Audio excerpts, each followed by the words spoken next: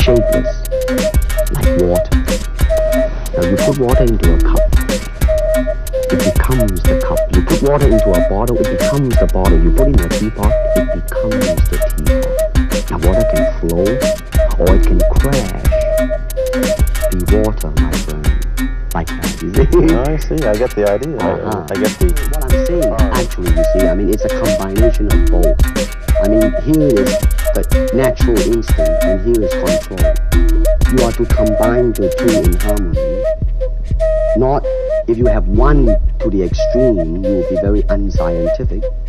If you have another to the extreme, you become all of a sudden a mechanical man, no longer a human being. So it is a successful combination of both. Hand-wise, it's very slow, is it? And you push it out, but all the time you are keeping the continuity going.